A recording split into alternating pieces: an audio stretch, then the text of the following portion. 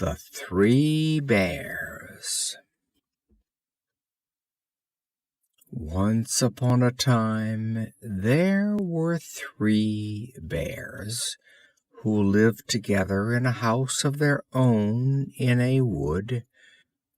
One of them was a little, small, wee bear, and one was a middle-sized bear, and the other was a great, huge bear. They had each a pot of their porridge, a little pot for the little, small, wee bear, and a middle-sized pot for the middle bear, and a great big pot for the great, huge bear. And they had each a chair to sit in, a little chair for the little, small, wee bear, and a middle-sized chair for the middle bear, and a great chair for the great, huge bear. And they had each a bed to sleep in, a little bed for the little, small, wee bear, and a middle-sized bed for the middle bear, and a great bed for the great, huge bear. One day, after they had made the porridge for their breakfast, and poured it into their porridge pots, they walked out into the wood while the porridge was cooling, that they might not burn their mouths by beginning too soon to eat it. And while they were walking, a little girl called Goldenlocks came to the house. First she looked in at the window, and then she peeped in at the keyhole, and seeing nobody in the house, she turned the handle of the door. The door was not fastened, because the bears were good bears, who did nobody any harm, and never suspected that anybody would harm them. So Goldenlocks opened the door and went in, and well pleased she was when she saw the porridge on the table.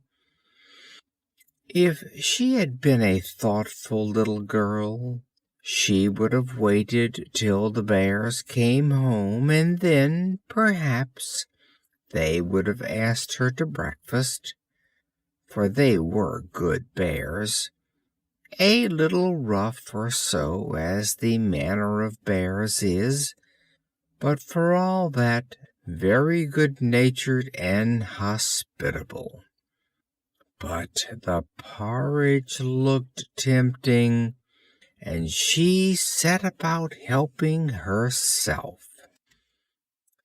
So first she tasted the porridge of the great, huge bear, and that was too hot for her. Then she tasted the porridge of the middle bear, and that was too cold for her. And then she went to the porridge of the little, small, wee bear, and tasted that, and that was neither too hot nor too cold, but just right, and she liked it so well that she ate it all up. Then Goldenlocks sat down in the chair of the great, huge bear, and that was too hard for her. And then she sat down in the chair of the middle bear, and that was too soft for her. And then she sat down in the chair of the little, small, wee bear, and that was neither too hard nor too soft, but just right. So she seated herself in it, and there she sat till the bottom of the chair came out, and down she came plump upon the ground. Then Goldenlocks went upstairs into the bedchamber in which the three bears slept. And first she lay down upon the bed of the great huge bear, but that was too high at the head for her. And next she lay down upon the bed of the middle bear, and that was too high at the foot for her. And then she lay down upon the bed of the little, small, wee bear, and that was neither too high at the head nor at the foot, but just right. So she covered herself up comfortably and lay there till she fell fast asleep.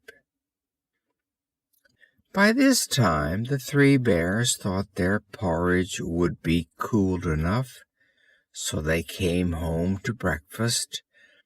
Now Goldenlocks had left the spoon of the great huge bear standing in his porridge. "Somebody has been at my porridge," said the great huge bear in his great rough, gruff voice. And when the middle bear looked at hers, she saw that the spoon was standing in it too. "Somebody has been at my porridge," said the middle bear in her middle voice.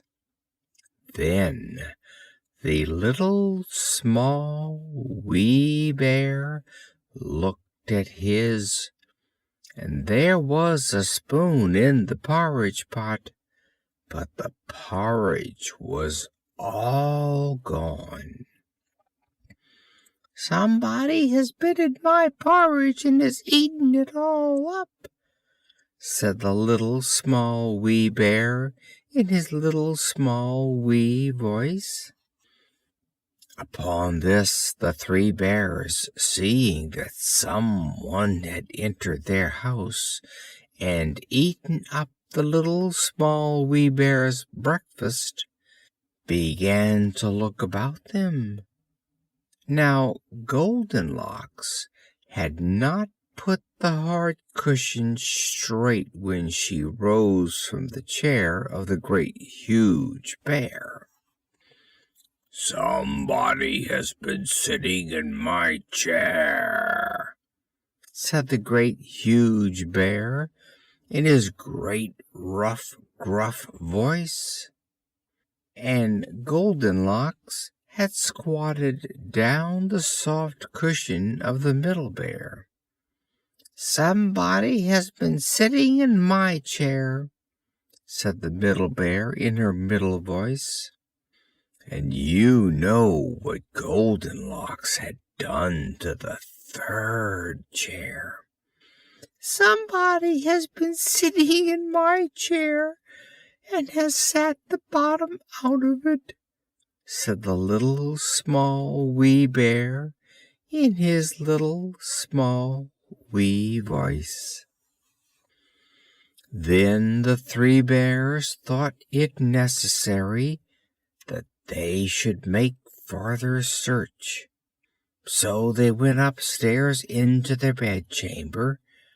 Now Goldenlocks had pulled the pillow of the great huge bear out of its place. "Somebody has been lying in my bed," said the great huge bear in his great gruff voice.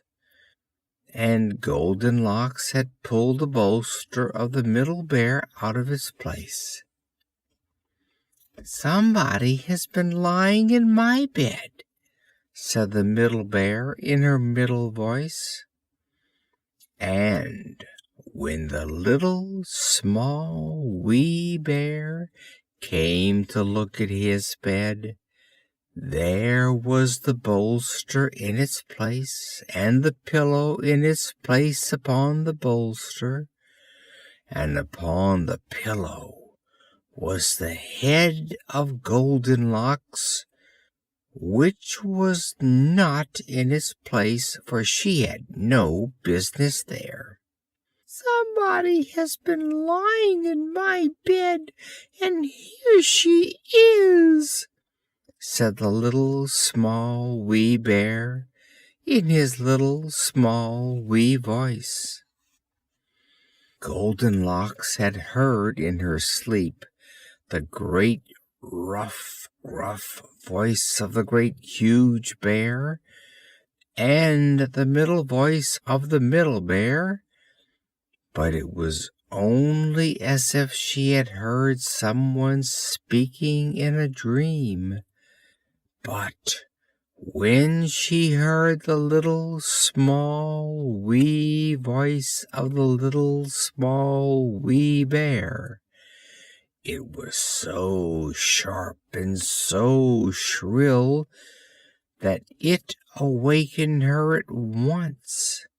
Up she started, and when she saw the three bears on one side of the bed, she tumbled herself out at the other and ran to the window. Now the window was open, because the bears, like good tidy bears as they were, always opened their bedchamber window when they got up in the morning. Out Goldenlocks jumped and ran away as fast as she could run, never looking behind her, and what happened to her afterwards I cannot tell. But the three bears never saw anything more of her.